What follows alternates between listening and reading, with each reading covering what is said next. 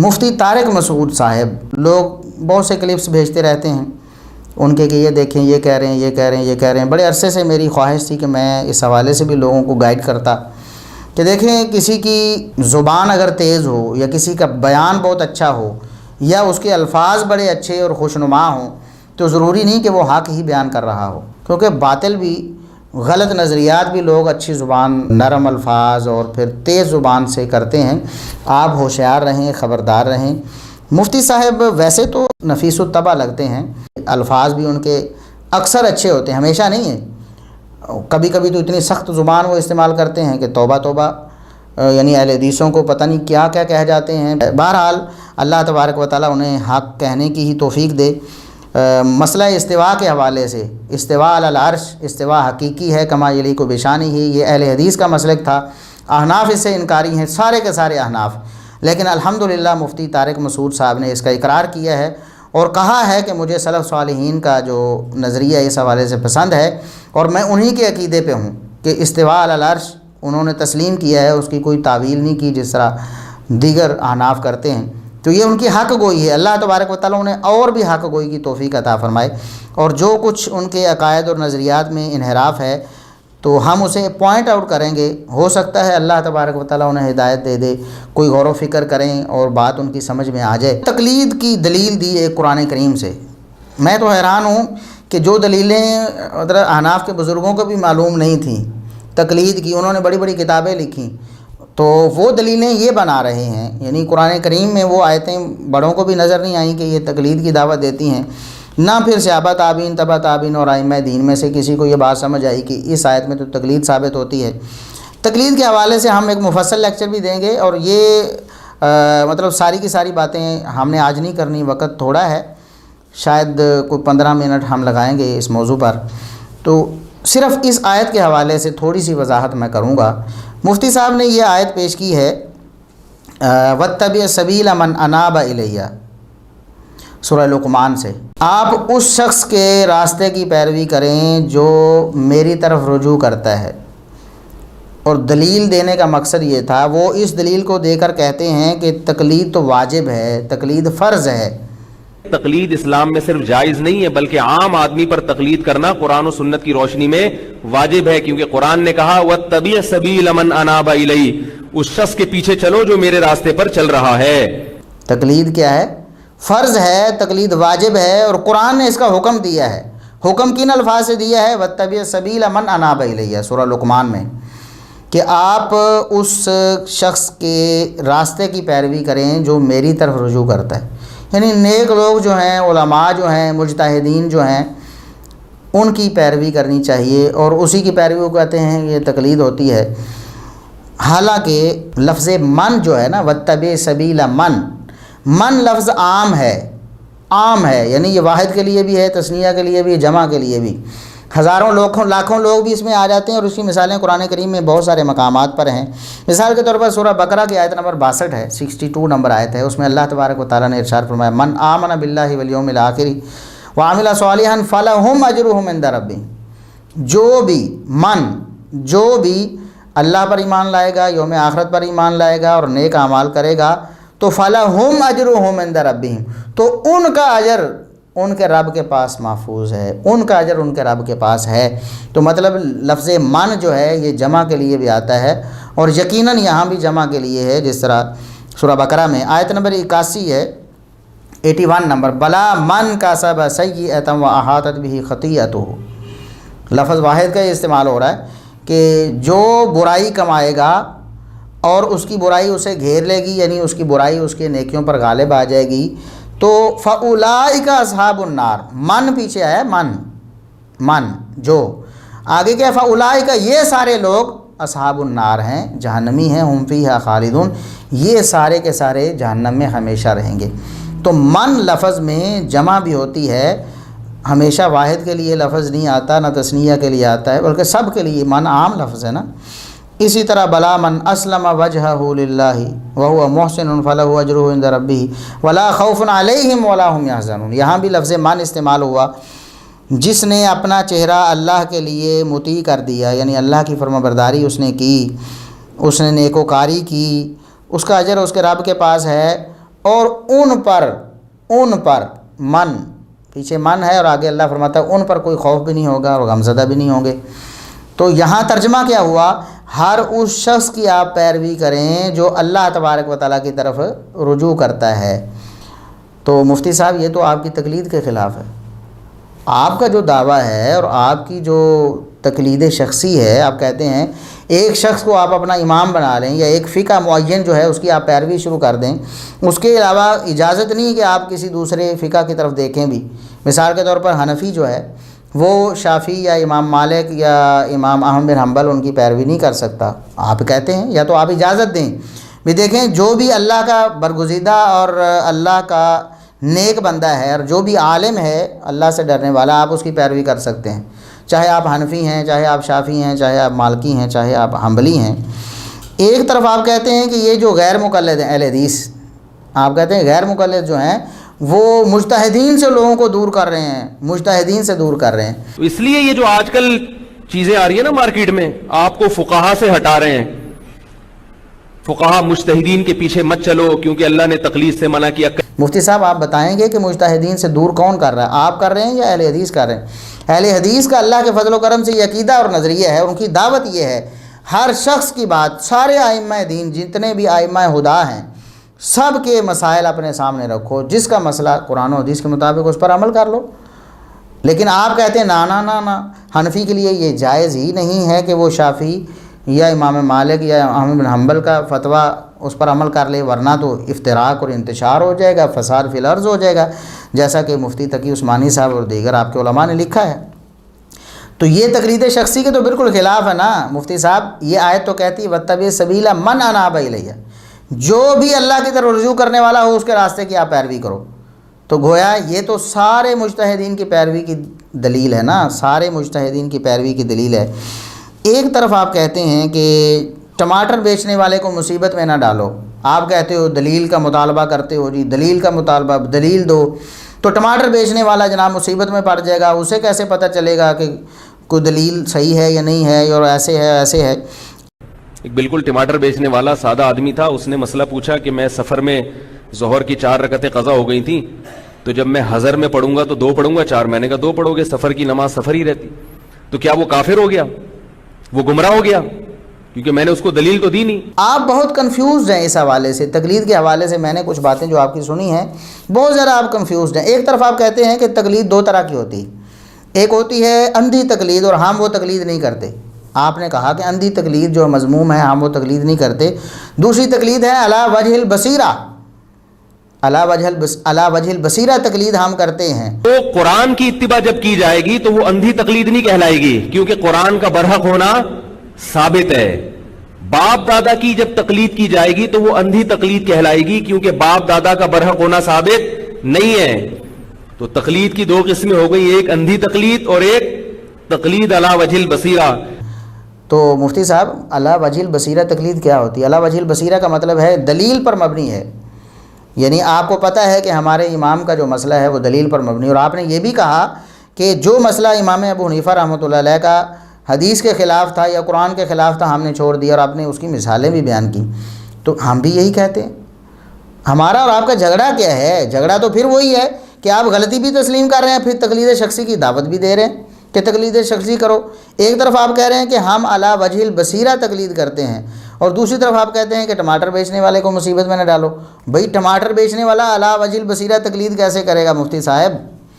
ظاہر ہے 2 ہی حالتیں ہوں گی، یا وہ اپنے امام سے، اپنے مولوی صاحب سے، اپنے عالم سے مسئلہ پوچھے گا اور بس چپ کر کے اس پر عمل کرے گا، یہ ہوئی اندھی تقلید، یعنی نہیں دیکھے گا کوئی کیا کہہ رہا ہے۔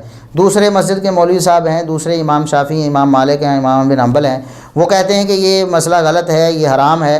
امام صاحب امام ابو حنیفہ رحمۃ اللہ علیہ یا ان کی فقہ کے کوئی امام 2-3 جو ہیں ان میں سے کوئی کہتا ہے کہ یہ حلال ہے، تو وہ اس کو حلال ہی سمجھے گا۔ اگر وہ اس پر کام دھر لے تو آپ کہتے ہیں کہ یہ فساد ہو جائے گا۔ اگر قرآن کی آیت وہ سن لے اور کہے کہ نہیں جی قرآن میں تو ایسے ہے، آپ کے نزدیک وہ تو فساد ہو جائے گا، انتشار ہو جائے گا، تقلید نہیں رہے گی۔ تو پھر کیسے ہو سکتا ہے علی وجہ البصیرت؟ ٹماٹر بیچنے والا کیسے علی وجہ البصیرت تقلید کرے گا؟ ظاہر ہے اگر وہ دلائل کو پرکھے گا، دلیل دیکھے گا، تو علی وجہ البصیرت اس مسئلے کو کھنگالنے کی کوشش کرے وہ تو خود مجتہد بن جائے گا۔ جہاں علی وجہ البصیرت نہیں ہوتا معاملہ، تقلید تو آپ وہاں بہانہ کر کے کرتے ہیں نا، ہمیں سمجھ نہیں آئی، ہمیں ان نصوص کی صحیح سمجھ نہیں آتی تو ہم کسی مجتہد کے محتاج ہو گئے ہیں، مجبور ہو گئے ہیں کہ اس کی ہم تقلید کریں۔ دوسری طرف آپ کہتے ہیں کہ نہیں اندھی تقلید ہم نہیں کرتے، تو ظاہر ہے آپ اندھی تقلید کی دعوت دیتے ہیں نا۔ ایک شخص کی ہر بات کو ماننا، ایک فقہ کی ہر بات کو ماننا، ایک معین فقہ، اس کے علاوہ کسی طرف نہ دیکھنا، التفات نہ کرنا، قرآن و حدیث کے دلائل آ جائیں، دیگر فقہاء اور مجتہدین کی باتیں سامنے آ جائیں، ان پر کان نہ دھرنا، یہی تو تقلید شخصی ہے نا۔ ورنہ تو پھر آپ اہل حدیث ہیں اور لوگوں کو پھر اہل حدیث ہونے کی دعوت دیں۔ مسلک اہل حدیث تو یہی ہے، ہر مجتہد کی بات سنیں، جس مجتہد کی بات درست ہو اس کو لے لیں، یہی علی وجہ البصیرت تقلید ہے نا۔ اگر اس کو آپ تقلید کہتے ہیں، میں پھر الفاظ کو دہرا رہا ہوں، اگر کسی عالم سے مسئلہ پوچھنا اور کسی عالم کو معین نہ کرنا کہ میں اس سے ہی پوچھوں گا، بلکہ واتبع سبیل من اناب الیہ، جو بھی اللہ کی طرف رجوع کرنے والا، اللہ سے ڈرنے والا عالم ہو اس کی پیروی کرنی ہے، تو اگر اسے آپ تقلید کہتے ہیں تو ہم تو اس کے حامی ہیں، علماء سے مسئلہ پوچھنا۔ فاسألوا اہل الذکر ان کنتم لا تعلمون، اگر تمہیں علم نہ ہو تو اہل ذکر سے پوچھ لو، ایک سے نہیں، کسی بھی اہل ذکر سے پوچھو۔ اور اگر دوسرا اہل ذکر آپ کو کوئی دلیل دے دیتا ہے تو آپ اس دلیل کی پیروی کریں گے، پہلے کی اندھی تقلید پہ نہیں اڑ جائیں گے۔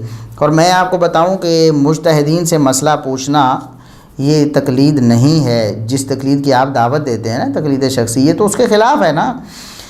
آپ کہتے ہیں کہ آپ لوگ جو مجتہدین سے لوگوں کو دور کرتے ہیں، ہم کب دور کرتے ہیں؟ ہم نہیں دور کرتے، ہم تو مجتہدین کی طرف لوگوں کو لے کر آتے ہیں۔ ہم ایک مجتہد سے لوگوں کو دوسرے مجتہدین کی طرف بھی متوجہ کرتے ہیں۔ بھئی کسی ایک انسان سے کوئی بھی معصوم عن الخطا نہیں، غلطی ہو سکتی ہے، لہٰذا جب بھی غلطی تمہیں معلوم ہو جائے کہ ہمارے امام صاحب کی یہ بات درست نہیں ہے، دوسرے کی بات درست ہے، تو اس کو لے لو، اور دوسرے کی درست نہیں تیسرے کی لے لو، تیسرے کی نہیں چوتھے کی لے لو، جس کی بات درست ہو اس کو لے لو۔ یہ تو ہماری دعوت ہے نا، آپ کی دعوت نہیں ہے۔ ہم کہتے ہیں کہ دیکھیں واتبع سبیل من اناب الیہ، یہی ہے صراط الذین انعمت علیہم۔ یہ بھی بعض لوگ کوٹ کرتے ہیں جی تقلید کی دلیل ہے، اللہ تبارک و تعالیٰ سے انسان مطالبہ کرتا ہے کہ ہمیں منعم علیہم، انعام یافتہ لوگوں کا راستہ ہمیں دکھا دے، تو دیکھو جی یہی تو تقلید ہے۔ ہم کہتے ہیں بھی یہ تقلید ہے تو سبحان اللہ، آپ تو ہمارے اہل حدیث بھائی ہیں۔ پھر اگر آپ نے واقعی صرف زبانی نہیں عملی طور پر اس کو اپنا لیا تو پھر تو آپ اہل حدیث ہو گئے۔ صراط الذین انعمت علیہم، الذین جمع ہے تمام وہ لوگ جو منعم علیہم ہیں، وہ صحابہ ہیں، تابعین ہیں، تبع تابعین ہیں، ائمہ دین ہیں، سب کی بات کو ماننا، کسی ایک معین کی بات کو نہیں ماننا، سب کی بات کو ماننا، یہ اگر تقلید ہے تو سبحان اللہ ہم اس کو مانتے ہیں، لیکن یہ تقلید نہیں ہے، آپ تو کسی اور چیز کی دعوت دیتے ہیں۔ اب میں آپ کو بتاتا ہوں کہ مجتہدین سے مسئلہ پوچھنے کا ذکر قرآن میں بھی ہے، قرآن میں بھی ہے، اور ایک آیت جو آپ عموماً تقلید کی دلیل میں آپ کے بزرگ بھی غور کرتے رہے ہیں، یہ سورہ نساء کی آیت نمبر 59 ہے، یا ایھا الذین آمنوا اطیعوا اللہ و اطیعوا الرسول و اولی الامر منکم، کہ ایمان والو اللہ اور اس کے رسول کی بھی اطاعت فرما برداری کرو اور اولو الامر کی بھی اطاعت فرما برداری کرو۔ حالانکہ اس کی تفسیر صحیح تو یہ ہے کہ جو آپ کے حکمران ہیں ان کی بھی اطاعت اور فرما برداری کرو، لیکن آپ کے بزرگ مصر تھے کہ یہاں علماء مراد ہیں، یہاں فقہاء مراد ہیں، تو ٹھیک ہے ہم مان لیتے ہیں آپ کی بات، یہاں فقہاء مراد ہیں، لیکن آگے اللہ تبارک و تعالیٰ نے کیا ارشاد فرمایا؟ مجتہدین سے ایک شخص مسئلہ پوچھے گا اور مسئلہ پوچھنے کے بعد اس کو دو حالتیں اس کے سامنے ہوں گی۔ قرآن کریم کی اس آیت کی روح سے بھی اگر اس کو مجتہدین پر فٹ کر لیا جائے تو یہ آیت بتاتی ہے کہ دو حالتیں ہوں گی۔ ایک شخص نے مجتہدین سے مسئلہ پوچھا ہے تو یا تو وہ مسئلہ سارے مجتہدین کا ایک ہی ہوگا، یعنی اجتہادی مسئلہ ہے، سب مجتہدین کا ایک ہی اجتہاد ہے، یعنی کوئی اختلاف نہیں ہے، کوئی اس میں جھگڑا نہیں ہوا، تو پھر تو اسے اجماع کہیں گے نا، اور اجماع دلیل شرعی ہے، ہم بھی اسے مانتے ہیں، قرآن و سنت سے ثابت ہے، آپ بھی مانتے ہیں، آپ بھی وہی دلائل پیش کرتے ہیں، ہم بھی، لہٰذا ان کو ریپیٹ کرنے کی ضرورت نہیں ہے۔ اگر ایک مجتہدین سے مسئلہ پوچھنے کے بعد ایک شخص دیکھتا ہے کہ سارے مجتہدین متفق ہیں تو وہ تو اجماع ہے، وہ دلیل شرعی ہے، اسے کسی قسم کی پریشانی کی ضرورت نہیں، اس پر عمل کرتا رہے۔ لیکن دوسری صورت یہ بھی ہو سکتی ہے کہ مجتہدین سے اس نے مسئلہ پوچھا ہے، واتبع سبیل من اناب الیہ، اس نے اللہ سے ڈرنے والوں سے مسئلہ پوچھا ہے، ان کی پیروی کی کوشش کی ہے، لیکن آگے تو اختلاف نظر آ رہا ہے، ایک اللہ سے ڈرنے والا عالم کہہ رہا ہے کہ یہ صحیح ہے، دوسرا کہہ رہا ہے یہ غلط ہے، ایک کہہ رہا ہے یہ حلال ہے، دوسرا کہہ رہا ہے حرام ہے، اختلاف ہو گیا نا۔ اب اختلاف کی حالت میں کیا کرے گا ایک انسان؟ اللہ نے کیا فرمایا ہے؟ فَإِن تَنَازَعْتُمْ فِي شَيْءٍ فَرُدُّوهُ إِلَى اللَّهِ وَالرَّسُولِ، اگر تم کسی معاملے میں اختلاف کا شکار ہو جاؤ تو اسے اللہ اور اس کے رسول کی طرف لوٹا دو۔ اور میں آپ کو بتاؤں کہ یہ حکم کسے ہے؟ کیا یہ حکم کسی مجتہد کو ہے یا عامی کو ہے؟ آپ کہتے ہیں نا کہ عامی جو ہے اس پر تو تقلید ہی واجب ہے، وہ اللہ اور اس کے رسول کے فرامین کی طرف نہیں دیکھے گا ورنہ گمراہ ہو جائے گا، وہ اگر قرآن و سنت کو دیکھنا شروع کر دے گا تو دیکھو وہ گمراہ ہو جائے گا۔ یہاں یا ایھا الذین آمنو، اے ایمان والو، اے ایمان والو، اب ظاہر عامی بھی ایمان والے ہیں اور جو علماء ہیں وہ بھی ایمان والے ہیں، سب ایمان والوں کو اللہ کا حکم یہ ہے کہ فَإِن تَنَازَعْتُمْ، اگر مجتہدین کے بتائے ہوئے مسئلے میں اختلاف ہو جائے، مجتہدین مختلف ہو جائیں تو فَرُدُّوهُ إِلَى اللَّهِ وَالرَّسُولِ، اس معاملے کو اللہ اور اس کے رسول کی طرف لوٹا دیں۔ یہی مسلک اہل حدیث ہے مفتی صاحب، یعنی مجتہدین سے ہم دور نہیں کرتے ہیں، ہم تو کہتے ہیں کہ ہر مجتہد سے مسئلہ پوچھو، کسی مجتہد کی ناقدری نہ کرو، کسی مجتہد کی بات کسی موقع پر درست ہو سکتی ہے اور کسی کو اجتہادی غلطی لگ سکتی ہے۔ ہم یہ نہیں کہتے کہ امام ابو حنیفہ رحمۃ اللہ علیہ نے یا کسی بھی ایک مجتہد نے اگر قرآن و سنت کے خلاف مسئلہ بتا دیا ہے تو ہم برزن ہو جائیں، ہمارے پاس کوئی دلیل بھی نہ ہو، بغیر دلیل کے ہم کہہ دیں نہیں جی انہوں نے مخالفت کی ہوگی۔ حسن ظن کا تقاضا یہی ہے کہ اگر ہمارے پاس دلیل نہیں کہ کسی نے اپنی عقل کی بھینٹ چڑھایا کسی نص کو یا جان بوجھ کا انکار کیا، اگر اس کی ہمارے پاس دلیل نہیں ہے تو ہم حسن ظن نہیں کریں گے، ہم یہی کہیں کہ ان کے پاس دلیل پہنچی نہیں ہوگی یا پہنچی ہے تو ان کو صحیح سمجھ نہیں آئی۔ تو جس کی بات فَرُدُّوهُ إِلَى اللَّهِ وَالرَّسُولِ، آپ کے بقول، آپ کے بزرگوں کے بقول یہ آیت بھی تقلید پر دلیل تھی، اور اولو الامر سے مراد علماء ہیں۔ اگر علماء کی پیروی کرنے کے باوجود اختلاف کا شکار آپ ہو گئے ہیں، علماء میں اگر اختلاف ہو گیا تو ظاہر آپ اختلاف کا شکار ہو گئے ہیں، پھر اللہ اور اس کے رسول کی طرف اس چیز کو لوٹانا ہے۔ ان کنتم تؤمنون باللہ والیوم الآخر، یہ تو تمہارے ایمان کا تقاضا ہے۔ ہر ایمان والا اس کا ایمان تب ہی معتبر ہوگا اللہ اور یوم آخرت پر اگر وہ اپنا جو اختلاف ہے مجتہدین کا اس کو اللہ اور اس کے رسول یعنی قرآن و سنت کی طرف لوٹائے گا۔ ذالک خیر و احسن تأویلا، یہ ہے مفتی صاحب ہمارا مسلک قرآن و سنت کی روشنی میں، کہ جو اندھی تقلید ہے جسے آپ اندھی ماننے کے لیے تیار ہی نہیں، کبھی آپ کہتے ہیں علی وجہ البصیرت ہے اور کبھی آپ کہتے ہیں کہ ایک ٹماٹر بیچنے والا کیا کرے گا جی، اگر تقلید علی وجہ البصیرت کرنی ہے تو ٹماٹر بیچنے والا نہیں کر سکے گا، کیونکہ اس کے بعد تو بصیرت ہے ہی نہیں، آپ کے بقول جانچنے کی صلاحیت ہی نہیں ہے۔ ہم تو کہتے ہیں کہ ہر شخص کے پاس کچھ نہ کچھ تو ہے نا، وہ قرآن و سنت کی نصوص کو دیکھے گا، اگر اختلاف ہوا ہے تو قرآن و سنت کے قریب جس کا موقف ہے اس کو اختیار کر لے گا۔ کسی ایک معین مجتہد یا کسی ایک معین فقہ کی پیروی کو لازم نہیں کیا جا سکتا۔ یہ واتبع سبیل من اناب کے بھی خلاف ہے، اور آپ نے کہا صحابہ کرام بھی تقلید کیا کرتے تھے، صحابہ کرام بھی تقلید کرتے تھے مجتہدین کی، تو آپ کو نہیں معلوم کہ صحابہ کرام کیا کسی ایک معین شخص کی تقلید کیا کرتے تھے؟ کیا صحابہ کرام نے یہ طے کیا ہوا تھا کہ ہم کسی نے کہا کہ میں عبداللہ بن مسعود کی تقلید کروں گا، کسی نے کہا میں عبداللہ بن عباس کی کروں گا، کسی نے کہا میں ابو ہریرہ کی کروں گا، کسی نے کہا میں عبداللہ بن عمر کی کہوں گا؟ کیا ایسے کبھی ہوا تھا؟ نہیں ہوا تھا نا، بلکہ جس سے مسئلہ پوچھا، اور بسا اوقات ایسا ہوا کہ مسئلہ انہوں نے بتایا اور دوسری جگہ سے مسئلہ جب صحیح آ گیا تو انہوں نے اس کی طرف رجوع کر لیا، تو آپ کی بات غلط ہوگی۔ صحابہ کرام بھی یہ تقلید نہیں کرتے تھے، تقلید شخصی کا بالکل صحابہ کرام میں کوئی رواج نہیں تھا۔ جب ہم تفصیل کریں گے تو اس پر ہم انشاءاللہ صحابہ کرام کے اقوال بھی پیش کریں گے، ان کا طرز عمل بھی پیش کریں گے، قرآن و سنت کی نصوص بھی پیش کریں گے۔ آج اتنا ہی کافی ہے، ہم آپ کو بتانا چاہتے تھے کہ یہ جو قرآن کریم کی غلط تشریح آپ نے کی ہے نا، واتبع سبیل من اناب الیہ، اس سے تقلید شخصی قطعاً ثابت نہیں ہوتی، یہ تو تقلید شخصی کے خلاف ہے۔ اور یہ آیت بتاتی ہے کہ مسلک اہل حدیث حق ہے، کیونکہ مسلک اہل حدیث کہتا ہے واتبع سبیل من اناب الیہ، جو بھی اللہ سے ڈرنے والا عالم ہو، مجتہد ہو، اس کی آپ پیروی کر سکتے ہیں۔ ہاں فَإِن تَنَازَعْتُمْ، اگر اختلاف ہو جائے تو فَرُدُّوهُ إِلَى اللَّهِ وَالرَّسُولِ، اس اختلاف کو اللہ اور اس کے رسول کی طرف لوٹا دیں۔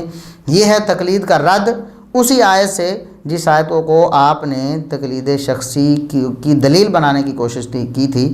اللہ تبارک و تعالی ہمیں قرآن و سنت کا صحیح فہم نصیب فرمائے اور قرآن و سنت کی نصوص پر ہمیں عمل کرنے کی توفیق عطا فرمائے، اور تقلید شخصی کی بجائے ہمیں اللہ تبارک و تعالی اتباع رسول صلی اللہ علیہ وسلم کی توفیق عطا فرمائے۔